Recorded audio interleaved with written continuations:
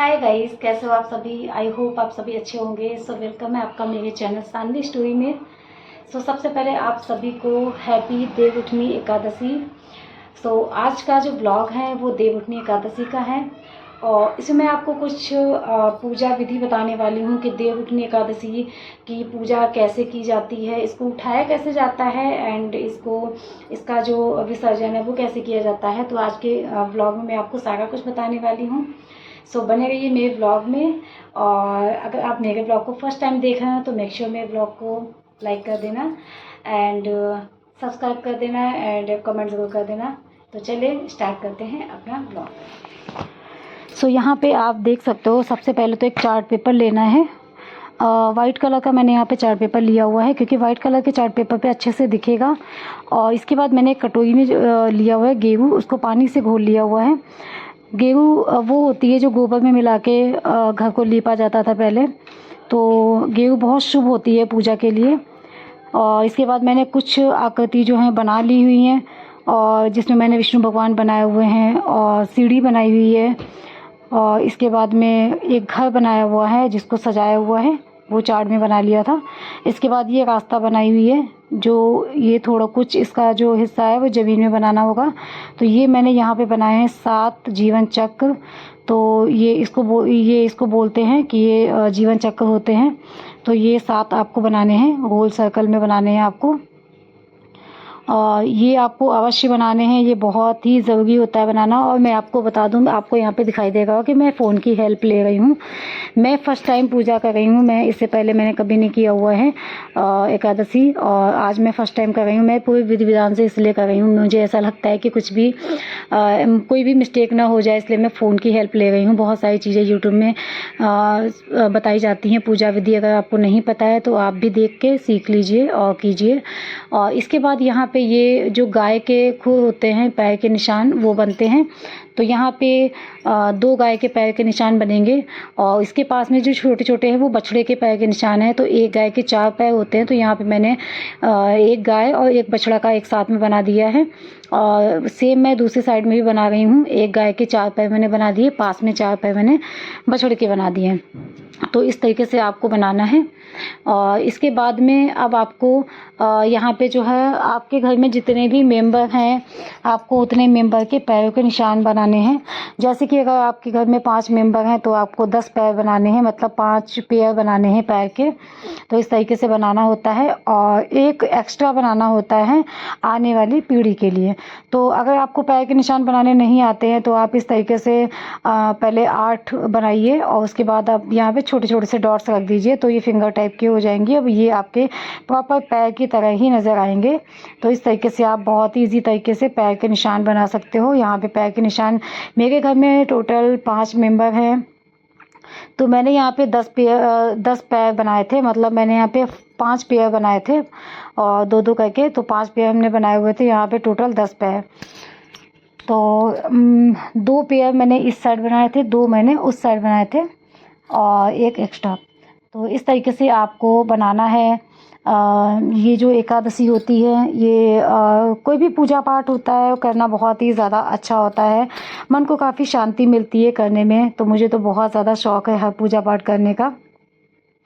और मुझे तो मतलब मेरे घर में ये कभी मम्मी लोगों ने किया नहीं है, बट मैंने स्टार्ट कर दिया है। तो मैंने ये देखा भी था कि कोई भी पूजा पाठ करने के लिए आपको सोचने की ज़रूरत नहीं है, अगर आपके अंदर श्रद्धा है तो आप कभी से भी स्टार्ट कर सकते हो। तो यहाँ पे मैंने 5 मेंबर के बनाए हुए हैं, एक मैंने एक्स्ट्रा बनाया है, एक्स्ट्रा बनाया जाता है आने वाले वंश के लिए। तो ये मैंने एक्स्ट्रा बनाया हुआ है। अब इसके बाद में ये जो चक्र बनाया था, जीवन चक्र, यहाँ पे आपको बनाने हैं 5 देव बनाने हैं। तो ये जो देव हैं ये आपको कुछ इस तरीके से बनाने हैं जैसा कि आप वीडियो में देख पा रहे होंगे। तो यहाँ पे आपको पूरे 5 देव बनाने हैं, सारा कुछ आपको इसी से बनाना है। ये जो गेहूँ लिया हुआ है तो गेहूँ से ही बनाना है। और जिस जगह पे आप अच्छा, एक चीज़ और आपको बताना चाहूँगी कि ये जो एकादशी का ये जो बनता है ना, ये पोहा, ये आप किस किस जगह पे बना सकते हो, शुभ होता है, तो मैं आपको वो भी बता दूं। आप इसको किचन में बना सकते हो, आप अपने पूजा घर के पास बना सकते हो, आप अपने आंगन में बना सकते हो, आप अपने लॉन में बना सकते हो, बालकनी में बना सकते हो, इतनी जगह आप इसको बना सकते हो। तो यहाँ पे आप देख सकते हो, यहाँ पे ये बच्चे हमसे पूछ रहे थे मैम कि मम्मा ये क्या बना हुआ है, तो मैं बच्चों को समझा रही थी, बोल रहे थे मम्मा ये 7 क्यों बना है, तो मैंने कहा 7 जन्म होते हैं हम लोगों के, तो इसलिए ये 7 बनते हैं, 7 वो जीवन चक्र जन्म चक्र बनते हैं, जीवन चक्र जन्म चक्र जो भी हो इसको बोलते हैं, तो ये बनते हैं कुछ इस तरीके से। मैं बच्चों को भी बताती जा रही थी। ये सारी चीज़ें करनी चाहिए जिससे कि आगे आने वाले फ्यूचर में बच्चों को भी पूजा पाठ का नॉलेज होता है, चीज़ों का नॉलेज होता है। जैसे कि हमारे घर में नहीं किया गया तो हमको नॉलेज नहीं है इसलिए अब आजकल इतनी ज़्यादा टेक्नोलॉजी हो गई है कि आप यूट्यूब से कुछ भी सीख सकते हो, कुछ भी बना सकते हो। तो ऐसे ही मैंने कोशिश किया पूरा करने की, और आगे जो हमारी आने वाली पीढ़ी होगी तो उसको मैं अच्छे से समझा पाऊँगी, बता पाऊँगी। तो कुछ इस तरीके से आप देख सकते हो मैंने बनाया हुआ है। ये मैंने यहाँ पे जो नीचे बनाया है जीवन चक्र, गाय के पैर के निशान, फैमिली मेम्बर के, ये यहाँ पे बीच में बने हैं, विष्णु जी बने हुए हैं, उनका घर बना हुआ है, घर को सजाया हुआ है। पूजा आपको कैसे करनी है, सबसे पहले आपको कोई भी अनाज लेना है, जैसे कि गेहूँ बाजरा, चावल नहीं लेना है आपको। और हमारे घर में गेहूँ बाजरा दोनों चीज़ें नहीं थी तो मैंने आटा ले लिया हुआ है, बीच में रख दिया है प्लेट में। इसके बाद आपको गन्ने चढ़ाने हैं यहाँ पे। उसके बाद जो मूली होती है, मूली आपको चढ़ानी है, क्योंकि मूली फसल होती है ना, जो इस समय की फसल है, वो सारी चीज़ें आपको चढ़ानी है। यहाँ पे मैंने मीठे में अब पेड़े लिए हुए हैं। आपको मूंगफली चढ़ानी है, मैंने यहाँ पे मूंगफली के दाने लिए हुए हैं, मूंगफली थी नहीं हमारे यहाँ इसलिए मूंगफली के दाने ले लिए हैं। आप मूंगफली अगर अवेलेबल हो सके तो आप मूंगफली चढ़ाइएगा। उसके बाद सिंघाड़े मोस्ट इम्पॉर्टेंट है, सिंघाड़े बहुत ज़रूरी चढ़ाना होता है। और इसके बाद आप कोई भी फल जो है चढ़ा सकते हो, सीजनल फल आप ले सकते हो, कोई भी चढ़ा सकते हो। ये कॉटन है, रुई है, इसको चढ़ाना बहुत इंपॉर्टेंट होता है। इसके बाद आप दक्षिणा चढ़ाइए, जितनी आपकी श्रद्धा हो उतनी आप दक्षिणा चढ़ा दीजिए। तो कुछ इस तरीके से देवउठनी एकादशी की पूजा होती है। अब इसके बाद यहाँ पे ये एक दीपक लेना है, घी या तो फिर तिल के तेल का दीपक आपको जलाना है। सरसों के तेल का दीपक आपको नहीं जलाना है, इसको आपको रख देना है यहाँ पे। और इसके बाद में एक आपको परात या कोई आपका बड़ा तसला वगैरह हो तो आप उसको ले लीजिएगा। और ये यहाँ पे देव, अभी तो यहाँ पे देव ऐसे जो बिठाए जाते हैं, जैसे देव बिठाए जाते हैं मैं आपको बता रही हूँ। और उसके बाद देव कैसे उठाने चाहिए, किस टाइम उठाने चाहिए, वो भी मैं आपको बताऊँगी इसी वीडियो में। तो बने रहिए मेरे फुल वीडियो में। और यहाँ पे मैंने तसला लिया हुआ है, तसले में मैंने बनाया हुआ है स्वास्तिक। और स्वास्तिक जब भी बनाएं तो बीच में डॉट्स ज़रूर रखें, बहुत ही शुभ होता है। साइड में दो लाइन्स ज़रूर खींचनी चाहिए, ये बहुत ही ज़्यादा शुभ होता है। तो इस तरीके से पूरा स्वास्तिक बनाएं। और मैंने ये गेहूं से ही बनाया हुआ है। बाकी थोड़ा सा आप चाहो तो तसले को डेकोरेट कर सकते हो कुछ इस तरीके से गेहूं से, या जैसा आपका मन हो आप वैसा, जैसा आप डेकोरेट कर पाओ आप वैसा डेकोरेट कर सकते हो। तो मैंने यहाँ पे कुछ इस तरीके से किया हुआ है, आप देख सकते हो। मैंने साइड साइड में डॉट्स रख दी हैं।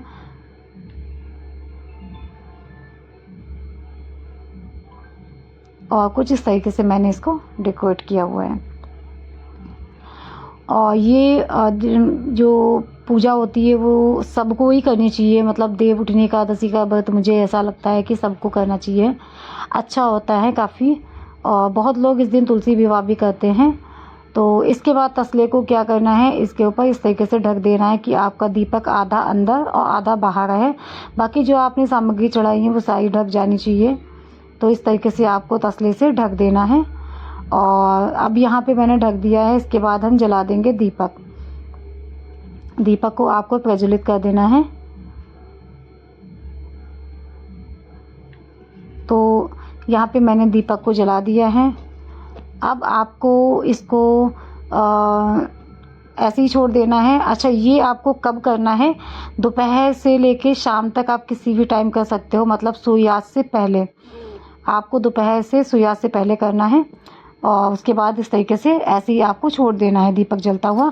उसके बाद जो भी आपके काम है आप वो कर लीजिए, तब तक कोई घर के काम है या जो आप करना चाहते हो आप कर सकते हो। मैं यहाँ पे तुलसी के दीपक जलाई हूँ। वैसे तो इस दिन बहुत लोग तुलसी विवाह भी करते हैं, बट हमारे यहाँ तुलसी विवाह कार्तिक पूर्णिमा वाले दिन होता है। आज के 5 दिन बाद होगा, 5 तारीख को है तुलसी विवाह। कार्तिक पूर्णिमा 5 तारीख को है, तो 5 तारीख को ही तुलसी विवाह हम लोग करते हैं। तो मैंने नियमानुसार वैसे ही किया हुआ है। लेकिन आज के दिन आपको कुछ चीज़ें कर देनी है तुलसी माता, क्योंकि आज से तुलसी माता की आप जितनी सेवा 5 दिन तक कर सको आप कर लो। बहुत ही शुभ होता है, बहुत ही अच्छा फल मिलता है इसका। तो यहाँ पे आपको क्या करना है, तुलसी का पूजन के लिए जो मेन इंपॉर्टेंट बातें हैं वो मैं आपको बता दूँ क्या क्या चीज़ें करनी है।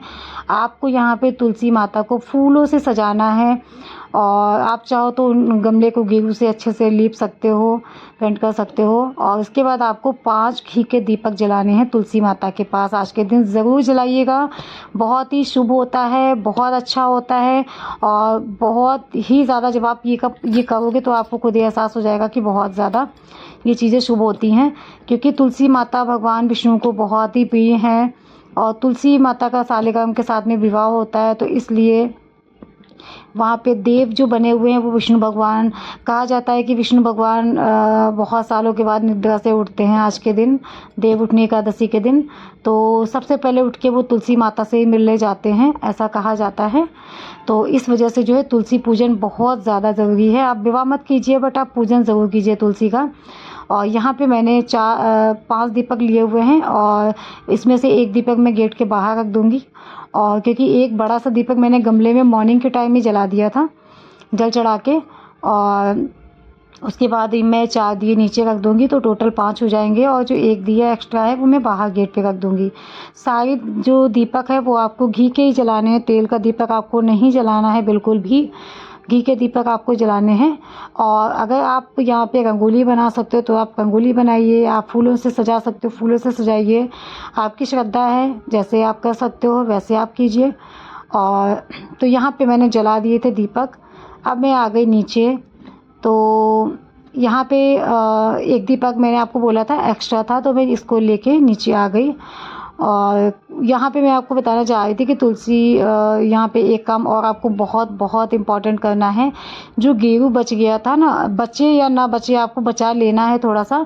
आपके घर की जितने भी मेन गेट हैं आपको वहाँ पे इस तरीके से 5 डॉट्स ज़रूर बनाने हैं। घर के सारे मेन गेट के पास आपको 5 डॉट गेहूँ से बनाने हैं।